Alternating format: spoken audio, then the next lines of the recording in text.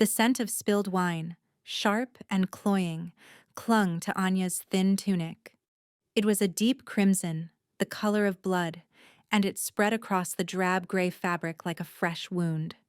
Humiliation, hot and just as red, bloomed on her cheeks. She kept her eyes fixed on the stone floor, her world shrinking to the polished flagstones that reflected the glittering contempt of the court. Murmurs and stifled laughter slithered through the grand hall, each sound a new lash against her already raw nerves. She was nothing here, less than nothing. An omega from a fallen house, a tribute meant to be ignored, and now, a spectacle.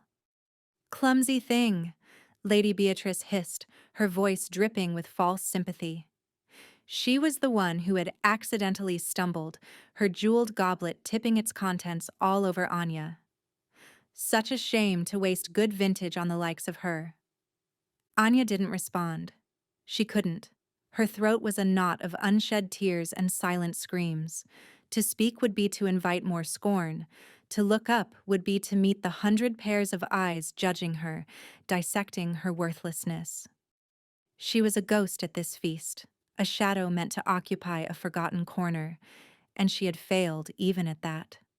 Her uncle, Lord Gregor, would be furious. He had warned her to be invisible, a command she had desperately tried to obey. Her family, the once proud House of Silverwood, had been disgraced generations ago. They were allowed to keep their lands but not their influence, a slow, festering punishment for a long-forgotten betrayal. Anya, born without a wolf and presumed barren, was the embodiment of their decline. She was a flaw, a blemish on their already tarnished name. When the time came for their territory to offer a tribute to the Alpha King, her uncle hadn't hesitated. He had sent her, his worthless niece, as a sign of their complete and utter subjugation. It was both an offering and an insult, a way of showing the king they had nothing left of value to give. Her only gift, if it could be called that, was a strange quietness of spirit. Animals were calm in her presence. Tempers seemed to cool when she was near. It was a useless, passive trait in a world that prized ferocity and dominance. It was a whisper in a storm, easily drowned out. Here, in the heart of the storm, it was nothing. A heavy silence suddenly fell over the hall. It was so abrupt, so absolute, that it was more jarring than the preceding noise. The laughter died in throats. The whispers evaporated. The very air grew thick and cold, heavy with a pressure that made Anya's bones ache. She didn't need to look up to know the cause. He had noticed. The Alpha King. King Caden ruled the United Pax with an iron will and a chilling reputation. They called him the Shadow King, for he was rarely seen, and when he was, his presence was like a physical manifestation of dread. It was said he was cursed, that his bloodline carried a darkness that made him merciless and cold. He sat upon a throne of obsidian and iron at the head of the hall, a figure cloaked in shadow and silence. Anya risked a glance through the curtain of her silver-blonde hair. He was leaning forward slightly, his elbows on the arms of his throne. Even from this distance, she could feel the intensity of his gaze. It wasn't directed at Lady Beatrice or the snickering courtiers. It was on her. Pinned to the floor, a butterfly under glass. His voice, when it came, was not a shout. It was a low, resonant growl that scraped across the stone and vibrated deep in Anya's chest. "You find this amusing, Lady Beatrice?" The woman in question went pale, her haughty expression melting into one of pure terror. "Your Majesty, It was an accident. The Omega was in my way." She was standing still, the king stated. It wasn't a question. It was a fact, cold and sharp as a shard of ice. He rose from his throne. The movement was fluid, silent, like a predator unfolding from a crouch. He was taller than she had imagined, broader. The shadows clung to him, making his black tunic and leather breeches seem forged from the darkness itself. As he descended the few steps from the dais, The entire court seemed to shrink away, a tide receding from a jagged shore. He stopped before them, his gaze shifting from Beatrice to the crimson stain on Anya's tunic. His eyes, she saw now, were the color of molten gold, flecked with something darker, something ancient and pained. For a fleeting second, as his eyes met hers, she saw past the fearsome king. She saw a flicker of profound, soul-deep agony, a torment so immense it stole her breath. It was a vulnerability so stark and out of place on that powerful visage that it felt like a secret she had stumbled upon by accident. "My lord, please," Beatrice stammered, dropping into a desperate curtsy. "She is only an Omega. A wolfless one, at that. From a disgraced house. She is nothing." "I will be the judge of what is nothing in my own hall," Caden said, his voice dangerously soft. He did not look at Beatrice again. His golden eyes remained on Anya. He extended a hand, not to her, but to a nearby servant who flinched as if burned before placing a clean white linen napkin into the king's palm. King Caden took a step closer to Anya. The air crackled. The scent of pine and winter frost, his scent, overwhelmed the sour smell of wine. He knelt. The king of all packs, the merciless Shadow King, knelt on the cold stone floor in front of the worthless tribute. The collective gasp of the court was a physical thing, a wave of shock that washed over the hall. He didn't touch her. He simply reached out with the napkin and gently, with an unnerving precision, began to dab at the stain on her tunic. His touch was feather-light, a ghost of a sensation through the damp cloth. Anya's heart hammered against her ribs, a frantic drum in the echoing silence. His proximity was overwhelming. The raw power emanating from him was a physical force, yet underneath it, she felt that deep, resonant hum of pain she had seen in his eyes. Her own strange ability, that quiet empathy, resonated with it. It was a wounded thing, a caged beast rattling its bars deep within him. He met her eyes again. "What is your name?" he asked, his voice for her ears alone. "Anya," she whispered, the name a fragile thing in the charged air. He gave a single curt nod. The napkin was now soaked in red. He dropped it to the floor and rose to his full, intimidating height. He turned his gaze back to the terrified Lady Beatrice, who was still frozen in her curtsy. "You will leave my court," he commanded, his voice once more ringing with absolute authority. "Your lands and titles are forfeit to the crown. Be gone by sunrise, or my wolves will escort you to the border." A choked sob was Beatrice's only reply. She scrambled to her feet and fled, her attendants rushing after her. The hall remained deathly silent. King Caden's gaze swept over the assembled nobles, a silent warning that was more effective than any threat. Then his golden eyes returned to Anya one last time. "You," he said, the single word an undeniable summons. "Come with me." He turned and walked back toward his throne, not waiting to see if she obeyed. He knew she would. Anya's mind was reeling. Fear, confusion, and a bizarre, terrifying flicker of hope warred within her. She had come here expecting to be ignored until she faded into the castle's stonework. Instead, in the space of a few heartbeats, the most powerful wolf on the continent had risen to defend her, stripped a high-ranking lady of her title, and summoned her to his side. As she shakily rose to her feet and followed in the king's wake, the eyes of the court on her back, she knew one thing for certain. Her life of invisibility was over. Anya followed the king through a side door behind the dais, leaving the stunned silence of the great hall behind. They entered a corridor of dark, polished stone, lit by torches that cast long, dancing shadows.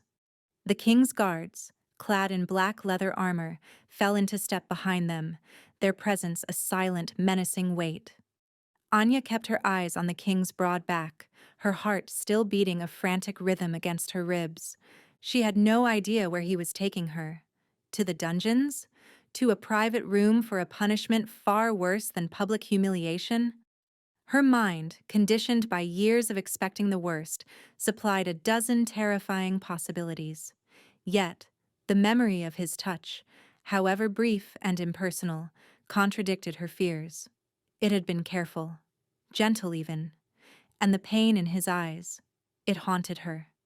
It was a familiar feeling, not the pain itself, but the recognition of it. It was the kind of deep internal wound that her own peculiar empathy could sense, like a discordant note in the symphony of a soul. The king led her up a winding staircase, deeper into the private, formidable heart of the fortress. The air grew colder. They passed no one. This was his domain, a place few were ever permitted to enter. Finally, he stopped before a massive set of iron-bound doors. He pushed them open without a word and gestured for her to enter. The guards remained outside, their faces impassive stone. Anya stepped across the threshold and her breath caught. It was not a dungeon or a torture chamber. It was a study, vast and filled with a surprising warmth. A huge fireplace dominated one wall, a roaring fire casting a golden glow over everything. The other walls were lined floor to ceiling with books, thousands of them, their leather spines creating a rich tapestry of color. A massive desk carved from a single piece of dark wood sat before a large arched window that looked out over the moonlit mountains. The room smelled of old paper, wood smoke, and the king's own scent of pine and winter. He walked past her to a small table set with a decanter of amber liquid and 2 glasses. He poured a measure into each. "Drink," he said, his back to her. "It will help with the chill." She took the glass he offered, her fingers trembling slightly. The crystal was heavy, the liquid inside radiating a gentle warmth. She took a small, hesitant sip. It was brandy, smooth and fiery, and it did chase away some of the cold that had settled deep in her bones. King Caden did not drink his. He swirled the contents of his glass, his golden eyes fixed on the fire. The silence stretched, thick with unspoken questions. Anya stood awkwardly, unsure of what was expected of her. "Why did you do that?" she finally whispered, the words escaping before she could stop them. He turned his head slowly, his gaze pinning her in place. "Do what? Banish a woman who finds sport in cruelty? I have little patience for such displays in my own hall." His tone was dismissive, as if it were a matter of simple housekeeping. "You knelt," she said, her voice barely audible. "For me." A flicker of something unreadable passed through his eyes. "The stain was on your tunic." It would have been impractical to clean it from a standing position. His answer was so logical, so devoid of emotion, that it should have been reassuring. Instead, it was deeply unsettling. He was building walls around the moment, bricking it up with pragmatism. But she had seen his eyes. She had felt the shift in the room. It was more than that. He set his untouched glass down with a heavy clink. "Lady Beatrice was correct about one thing. You are from Silverwood House." Anya flinched, expecting the scorn that always accompanied the name. "Yes, Your Majesty." "Your uncle, Lord Gregor, sent you as his tribute," Caden continued, his voice a low rumble. "An omega, wolfless, a calculated insult he wasn't asking. He was laying out the facts as he saw them. I am all my house had to offer," she stammered, the practiced lie tasting like ash in her mouth. "Do not lie to me," he growled, and the temperature in the room dropped. The fire seemed to shrink in its hearth. "I know what Gregor is. I know he has 2 alpha-born sons and a daughter of high standing. He sent you because he believes you are worthless. He meant for me to be insulted by the offering." Anya's blood ran cold. He saw everything. "Yes, my lord," she admitted, her gaze falling to the floor. "And are you?" he pressed, taking a step closer. "Are you worthless?" Her throat closed up. All her life she had been told she was. By her uncle, by her cousins, by the silent judgment of her pack. Her lack of a wolf was a gaping void where her strength should be. She was a broken thing. But as she stood there, in the presence of this terrifying, powerful man who had shown her a sliver of unexpected decency, a tiny, dormant seed of defiance sprouted within her. She lifted her chin, meeting his intense golden stare. "No," she said, her voice shaking but clear. "I am not." An unnerving silence followed her declaration. The king watched her, his expression unreadable. He seemed to be looking not at her, but through her, as if searching for something deep inside. The pain in his eyes flared again, sharper this time. He took a half-step back, a subtle, almost imperceptible movement, and a muscle feathered in his jaw. "You will be moved to a room in this wing," he said abruptly, his tone once again clipped and commanding. "You will serve me directly. Your duties will be to be present." Anya stared at him, bewildered. "Present, Your Majesty?" "You will take your meals here. You will sit in this room while I work. You will be silent unless spoken to. Is that understood?" "But why?" The question was out before she could bite it back. A look of profound weariness crossed his features. He ran a hand over his face, and for a moment, he looked less like a king and more like a man bearing an impossible burden. "Because your presence is tolerable," he said, the words sounding as if they were dragged from somewhere deep inside him. "More than tolerable.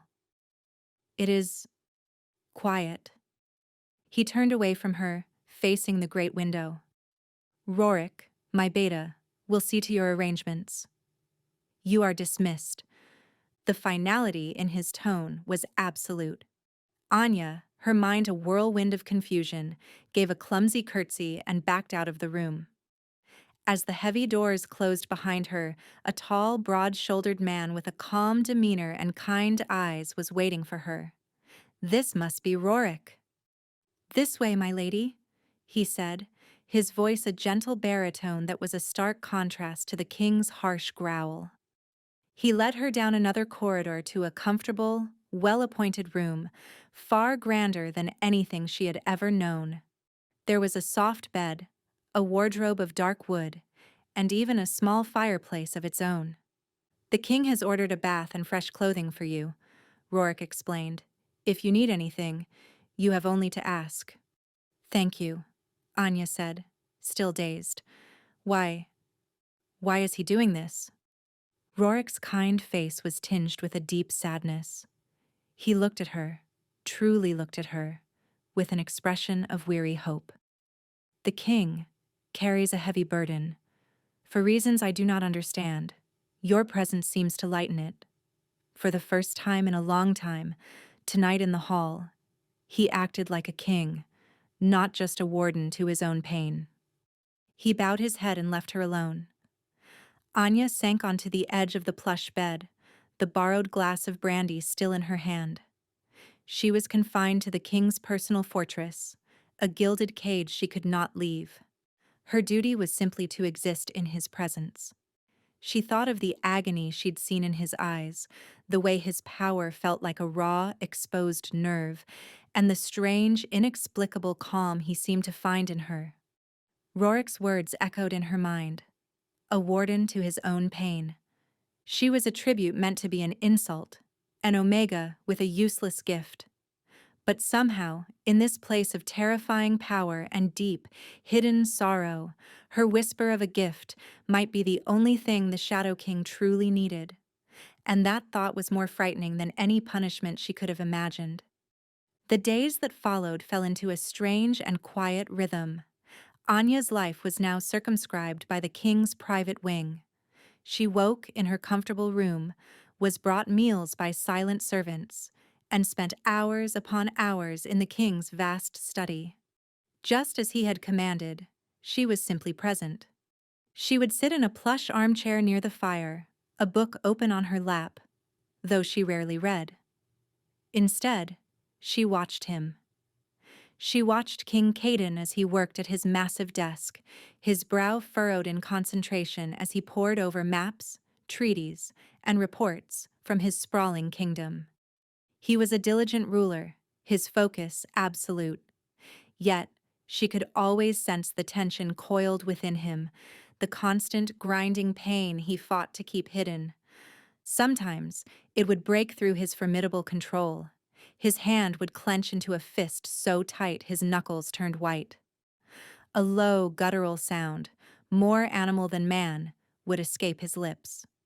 His golden eyes would glaze over, their light dimming as if eclipsed by an inner darkness. In those moments, the air in the room would grow heavy and cold, the shadows deepening in the corners. Instinctively, Anya learned what to do. She would not speak. She would not move. She would simply focus her will, her strange, quiet energy, and project a sense of calm. She imagined a tranquil pool, a silent forest, a gentle peace, and pushed it out from herself, a soft, invisible current. And every time, after a few agonizing minutes, the tension in him would recede. The fist would unclench. The light would return to his eyes, and he would let out a slow, shuddering breath, like a man who had just survived a storm. He never acknowledged it. He never thanked her. But he began to position his desk so that he could see her more easily as he worked. He started having her meals served at a small table near his own, and they would eat in a silence that was no longer awkward, but companionable. A fragile, unspoken understanding was growing between them. He was the storm, and she, somehow, was the quiet eye within it. One evening, a week into her strange new life, a sharp cry of pain from his desk startled her. She looked up from her book to see him clutching his head, his body rigid, his face a mask of agony. This was worse than anything she had seen before. The shadows in the room were writhing, coalescing around him like living things. "Your Majesty?" she whispered, her heart pounding. "Get out!" he snarled, his voice distorted and harsh. "Now, Anya." "Leave." He used her name. He had never used her name since that first night. Fear warred with a powerful, inexplicable urge to help him. Rorik's words about him being a warden to his own pain echoed in her ears. She couldn't leave him like this. Ignoring his command, she rose and slowly approached the desk. The cold radiating from him was intense, a physical manifestation of his suffering. "I said leave," he roared, and the force of his voice slammed into her, a wave of pure alpha command. An Omega's instinct was to obey, to cower and flee. She staggered back a step, her body screaming at her to run, but she held her ground, her gaze locked on the torment twisting his features. "I will not," she said, her voice trembling but firm. His head snapped up, and his golden eyes were wild, the pupils blown wide, swimming in a sea of black. This was the beast she had sensed, the caged thing, and it was close to breaking free. But she also saw desperation in that gaze, a plea for help he was too proud to voice. Hesitantly, she reached out her hand. It was a foolish, reckless gesture.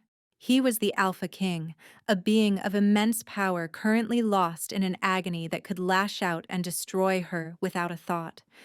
But her empathy, her core being, screamed that this was the only thing she could do. Her fingers brushed against the back of his clenched fist. A jolt, like lightning, shot up her arm. His pain flooded her senses, a searing, burning agony that was both physical and spiritual. It was a darkness filled with ancient rage and sorrow, a curse that felt alive. A parasite latched onto his soul. Anya gasped, staggering under the weight of it, but she did not pull away. Instead, she pushed back. She poured all of her calm, all of her quiet strength down her arm and into him. She didn't try to fight the darkness, but to soothe it. She was not a warrior. She was a healer. She imagined herself wrapping the raging core of his pain in layers of soft, cool silence. Caden shuddered violently, a guttural groan torn from his throat. The writhing shadows around him faltered. He slowly, hesitantly, uncurled his fist and turned his hand, his fingers lacing with hers. His touch was scorching, his skin fever-hot. But through the link, she felt the crest of his pain begin to recede. The storm was breaking. He collapsed forward, his forehead resting on the desk, his shoulders shaking with the aftermath. He did not release her hand. They stayed like that for a long time, his ragged breath slowly evening out, the oppressive cold in the room gradually fading. The only sound was the crackling of the fire. "How?" he finally rasped, his voice raw. He did not lift his head. "What are you?" "I don't know," she answered honestly. "It's just something I can do." He finally lifted his head, his golden eyes clear again, though shadowed with exhaustion and a raw vulnerability she had never seen before. He looked at their joined hands, then at her face. Nothing has ever helped," he said, his voice thick with disbelief. "The healers, the mages, they can do nothing. It only ever gets worse." "It's a curse, isn't it?" she asked softly. He gave a bitter, mirthless laugh. "The blessing of my bloodline. The first king of my line made a pact with a shadow entity for power. The power passed down, but so did the price. A creeping darkness that consumes its host. It drives them to madness, to rage. It has claimed my father and my grandfather before him." He finally released her hand, and the loss of contact left her skin feeling cold. "I have spent my entire life fighting it, keeping it caged. That is why they call you the Shadow King," she murmured, understanding dawning. His coldness, his isolation, it was all a defense, a quarantine. "It is what I am," he said flatly, "what I am becoming." "No," Anya said, her voice filled with a conviction that surprised even herself. "It is not what you are. It is something you carry. There is a difference." He stared at her, a strange light entering his eyes. It was a look that held wonder, and something else. Something deeper and more intense that made her stomach flutter. Before he could reply, the study doors opened and Rorik entered. He stopped short, his eyes widening as he took in the scene, the king looking disheveled and vulnerable, and Anya standing close, an aura of quiet strength around her. "My king?" Rorik asked, his voice laced with concern. "Lord Gregor has arrived. He demands an audience. He says he has come for his niece." Caden's face hardened instantly, the vulnerability vanishing as if it had never been. The walls were back up, higher and colder than ever. He rose to his feet, every inch the formidable king once more. "He does not demand," Caden growled, his golden eyes turning to chips of ice. "He begs. And he will be disappointed." His gaze shifted to Anya, and for a heartbeat, she saw a flicker of raw possession in their depths. No one is taking her from this castle. Lord Gregor stood in the center of the throne room, his posture radiating an arrogance that bordered on suicidal. He was a tall, severe man, with eyes the color of chipped slate and a cruel twist to his mouth that Anya knew all too well. Seeing him again sent a tremor of old fear through her, a Pavlovian response to a lifetime of his casual cruelty and biting remarks. Caden had insisted she attend the audience. She stood not with the other courtiers, but a few paces behind the throne, a placement that was both a protection and a statement. Every noble in the room noted her position, their whispers rustling like dry leaves. She was no longer the forgotten tribute, but something else, something belonging to the king. "Your Majesty," Gregor began, his bow shallow and perfunctory, "I have come on a matter of family honor." A grave misunderstanding. My niece was sent as a tribute, a servant for the castle. It seems she has overstepped her station, worming her way into your private affairs. I have come to retrieve her and discipline her accordingly. The threat was thinly veiled. Discipline, from Gregor, meant pain. Anya wrapped her arms around herself, fighting the urge to shrink away. Caden remained seated on his throne, his expression unreadable, his fingers steepled before him. The silence drew out, each second a turn of the screw. Gregor's confidence began to waver, a slight sheen of sweat appearing on his brow. "Lord Gregor," Caden said finally, his voice deceptively mild, "are you suggesting I am incapable of managing my own household?" "Of course not, Your Majesty," Gregor sputtered, his composure cracking. "I merely mean that she is a trickster, a wolfless omega with delusions of grandeur. She is a disgrace to my house, and I would not have her tarnish your court." "She has not tarnished it," Caden replied, his voice dropping to that dangerous rumbling growl. "On the contrary, her presence has cleansed it." He flicked his gaze toward the empty space where Lady Beatrice once stood. The message was clear. Anya is under my personal protection. She is no longer your concern. Gregor's face purpled with rage. He had come expecting to retrieve his worthless pawn, only to find her transformed into the king's favored pet. His plan, whatever it had been, was in ruins. "With all due respect, sire," Gregor snarled, forgetting his place entirely, "she is of my blood. I will not have a barren, broken thing from my family nesting so close to the throne. It is an affront." The air in the throne room crackled with sudden, immense pressure. Caden rose from his throne in a single fluid motion. The shadows in the room seemed to deepen, flowing towards him, clinging to his form. His golden eyes blazed with a terrifying light. "You are speaking of your future queen," he said, his voice echoing with a power that shook the very stones. A collective, horrified gasp swept the room. Anya's own breath hitched in her throat, her heart stopping in her chest. Future queen? The words were impossible, nonsensical. He couldn't mean it. It was a ploy, a way to put Gregor in his place. It had to be. Gregor stared, his jaw slack with disbelief. "You are mad," he whispered, the words an act of treason. "The curse has taken your mind. To mate with a wolfless omega, it is an abomination. The Pax will never accept it."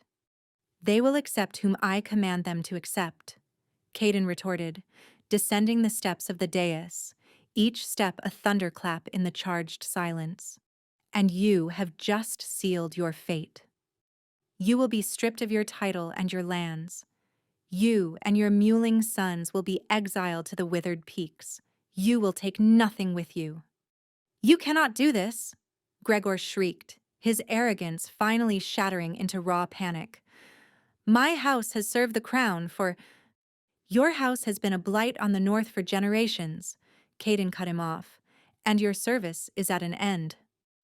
"Rorik." The beta stepped forward, his face grim. "My king. Escort this thing from my sight. See that my orders are carried out immediately." Guards seized Gregor, who was now babbling, pleading, his threats turning to desperate whimpers.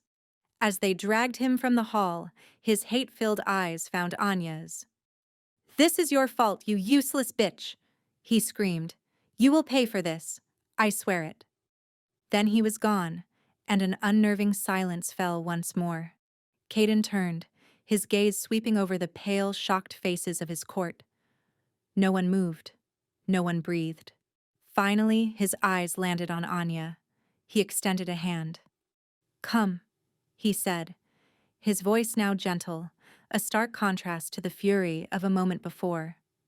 Numbly, she walked toward him, her legs feeling like they belonged to someone else. Future queen. The words rang in her ears, deafening and terrifying. She placed her trembling hand in his. His grip was warm, solid, and reassuring.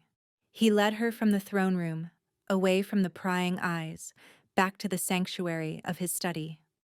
Once the doors were closed, he released her hand and walked to the fireplace, staring into the flames.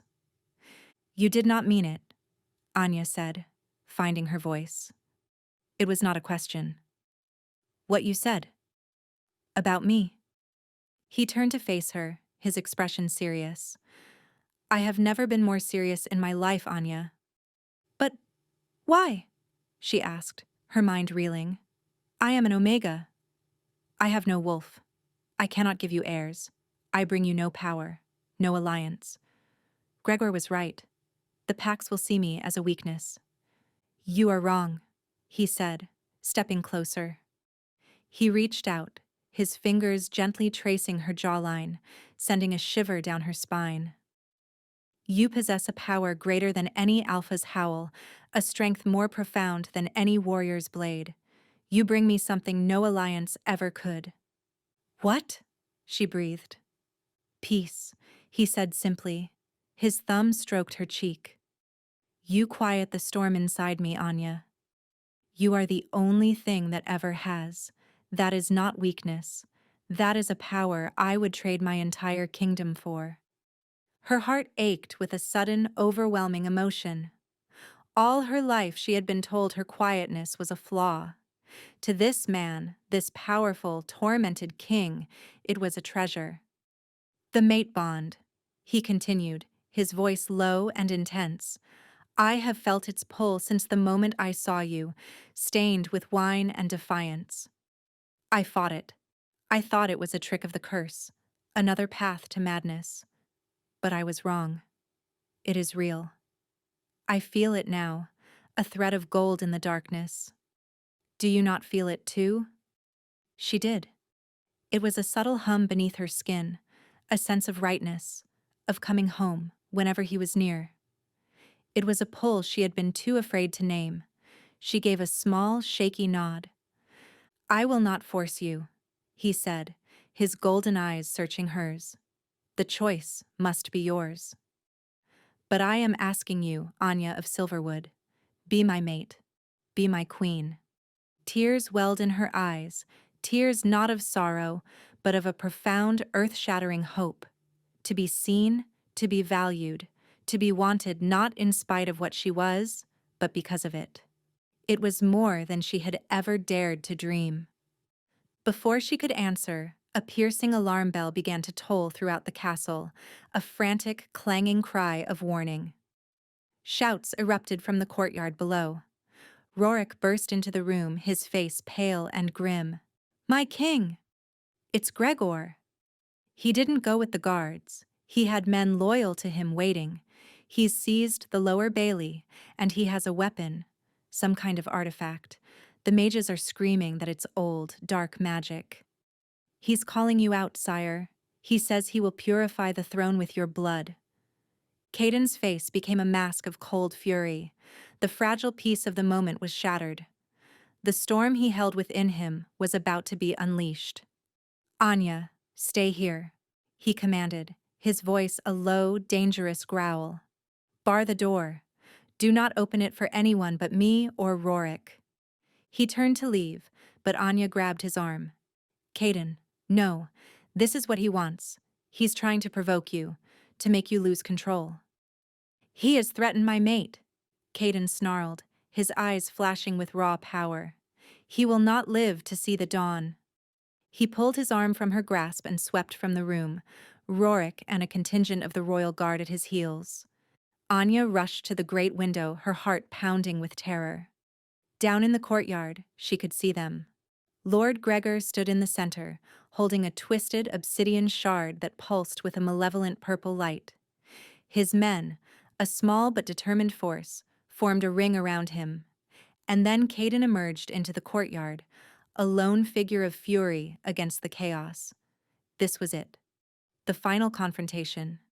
And Anya had a horrifying feeling that Gregor's dark artifact was aimed not just at the king, but at the curse he carried within him.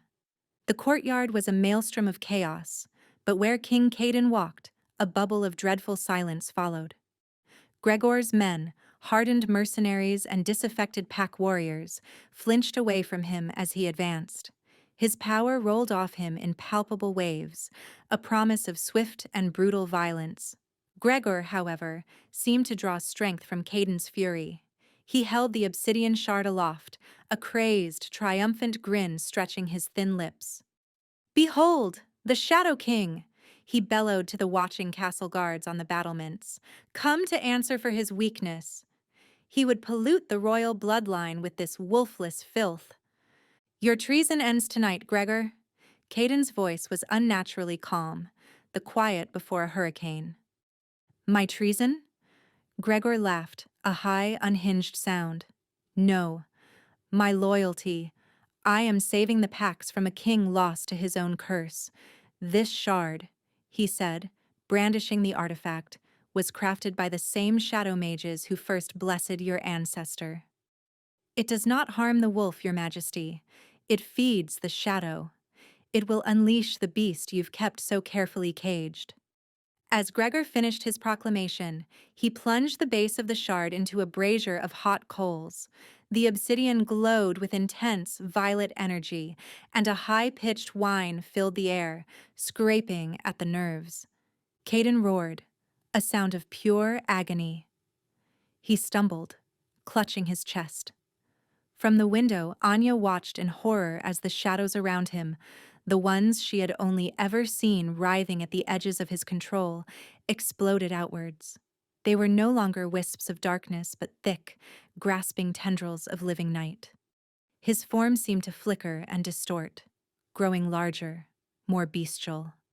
This was what Gregor wanted. He wanted to force the transformation, to show the world the monster Caden kept hidden, to prove him unfit to rule.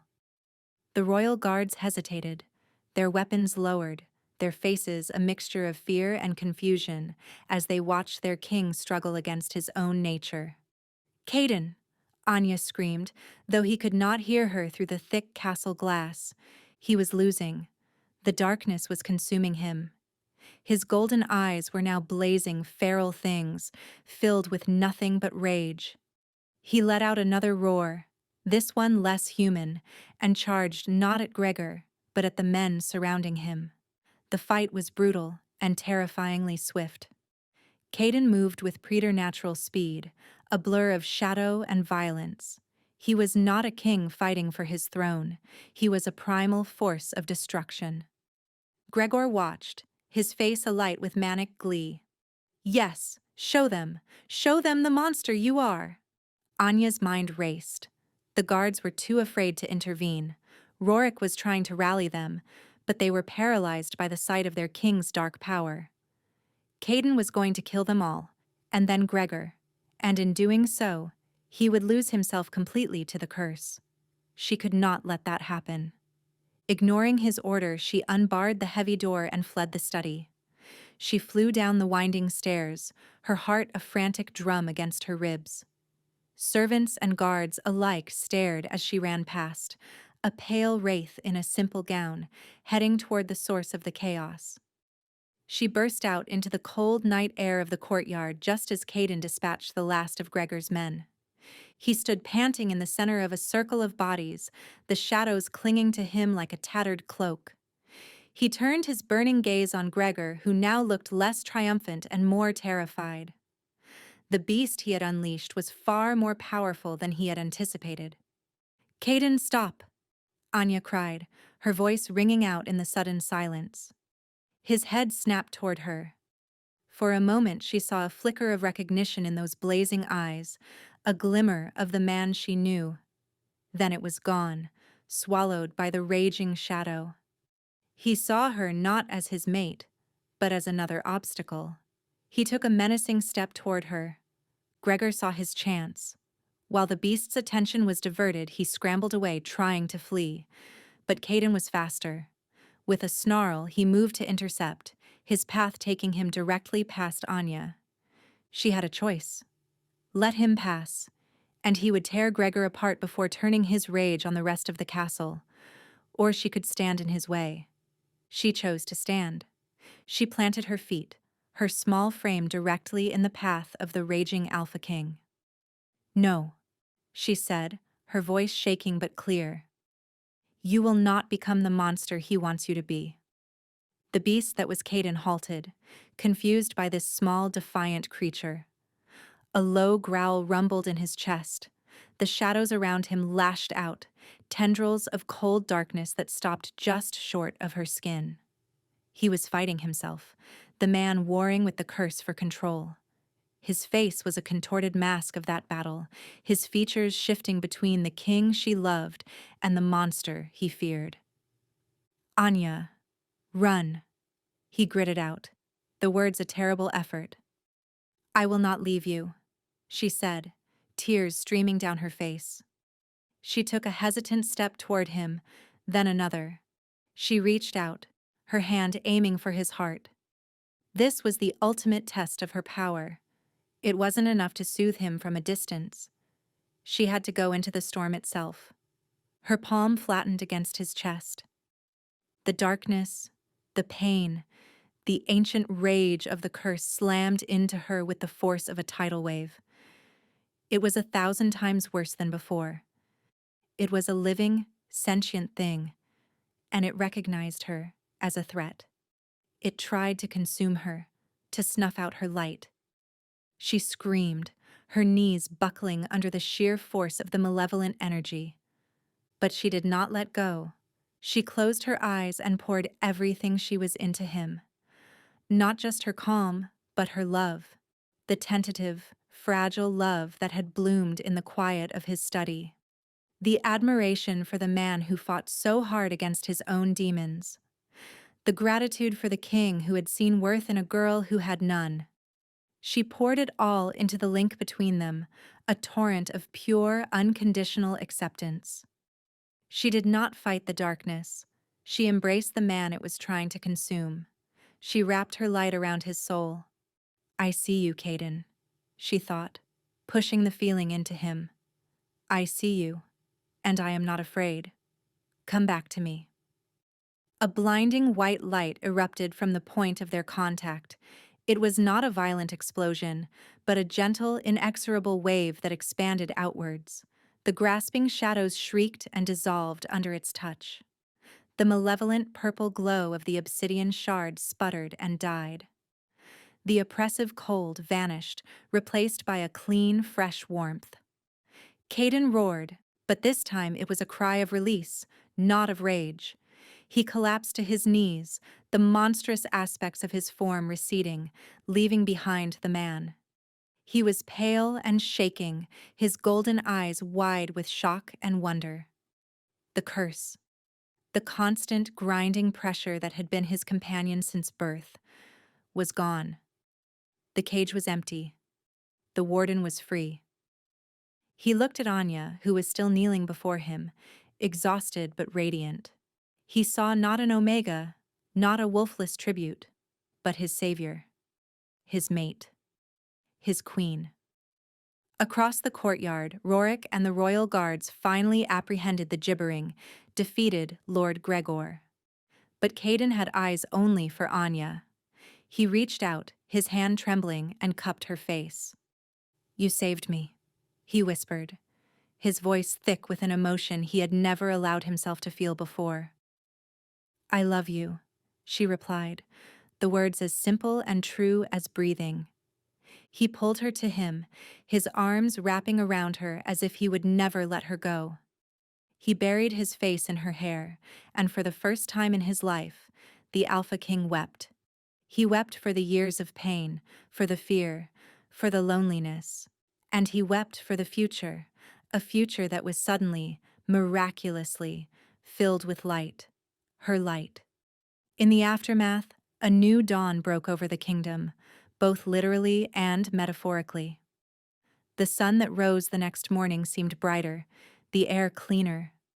The oppressive shadow that had hung over the castle for a generation had lifted.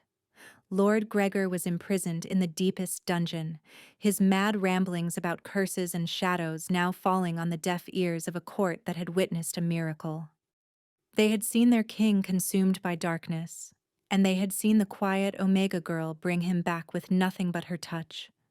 Caden, a man reborn, wasted no time. He convened his council that very morning. Anya sat beside him, not behind the throne, but in a newly placed chair of equal stature. Her simple gown had been replaced with one of deep blue velvet, the color of twilight. But it was the quiet confidence in her eyes that truly transformed her.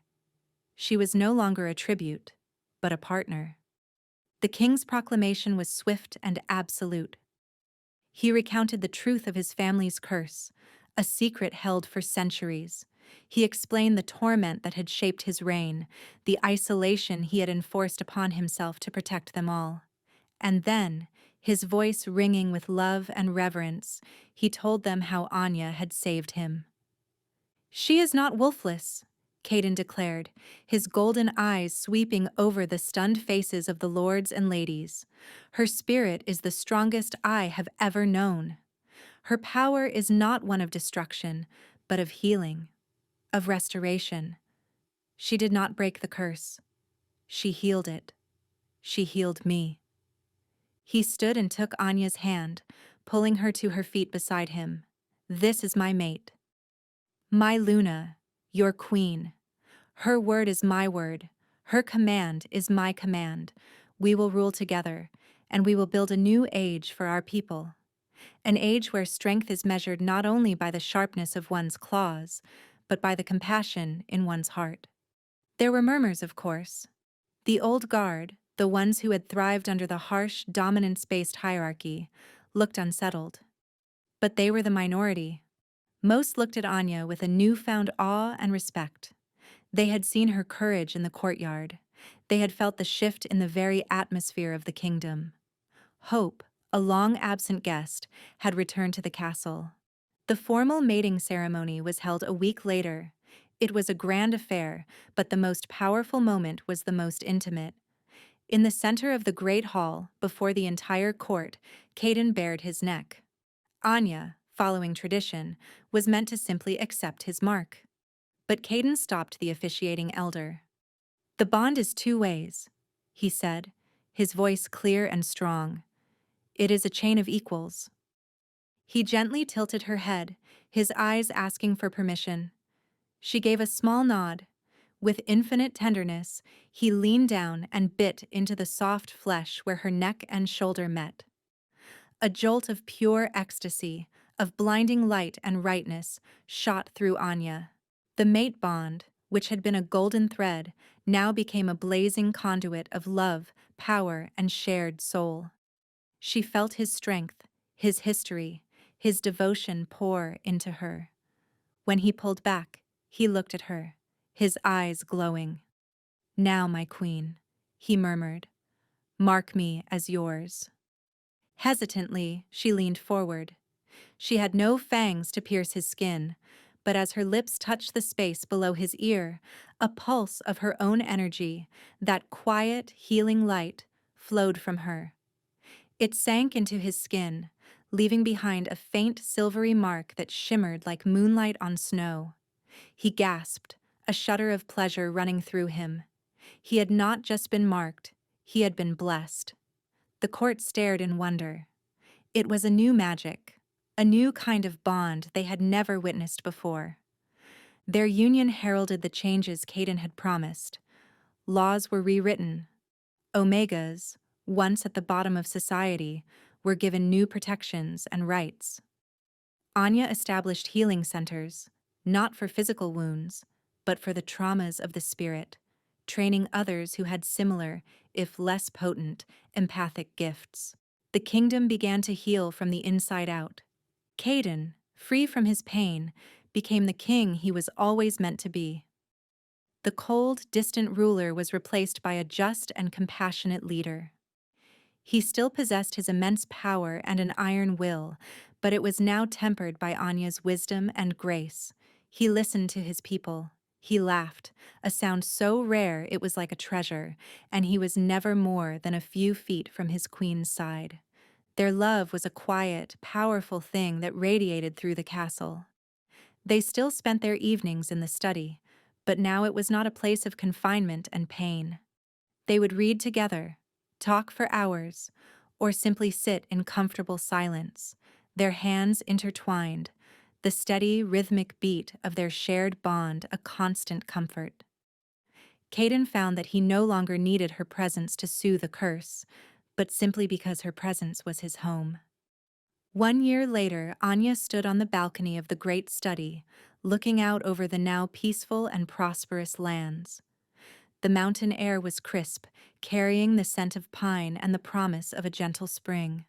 A strong arm wrapped around her waist, and she leaned back into the solid warmth of her husband's chest. "What are you thinking about, my love?" Caden murmured, his lips brushing against her hair.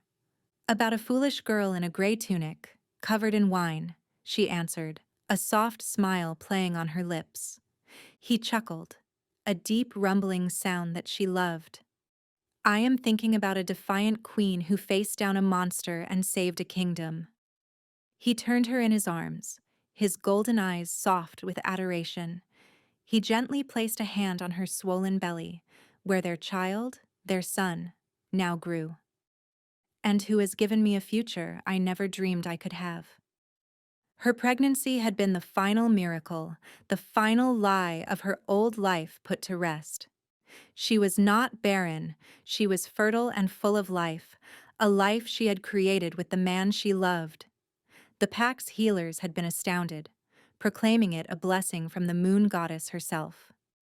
"He's strong," Caden said, his hand still resting on her stomach. "I can feel his spirit." "He has your light, Anya, and my wolf." It was true.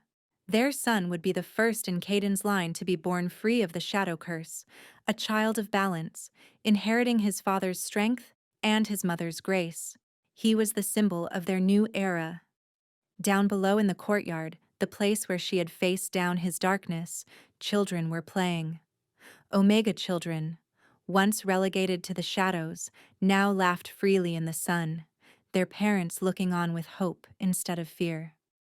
Rorik, now a happy and respected elder of the court, was overseeing a training session, teaching young wolves that control and compassion were as important as strength. "It's a good life, isn't it?" Anya whispered, a tear of pure happiness tracing a path down her cheek. Caden wiped it away with his thumb. "It is everything," he said, his voice thick with emotion. He leaned down and captured her lips in a kiss that was full of passion, promise, and a love that had been forged in shadow and redeemed in light. The shy Omega who was meant to be an insult had become the kingdom's salvation. The feared Shadow King who was a warden to his own pain had become a beloved ruler. Together, they had healed a man, a bond, and a nation, proving that the greatest power was not the one that roared the loudest, but the one that had the courage to whisper, "I see you," in the dark. And in each other's arms, under the watchful gaze of the mountains, their quiet, powerful love story was just beginning.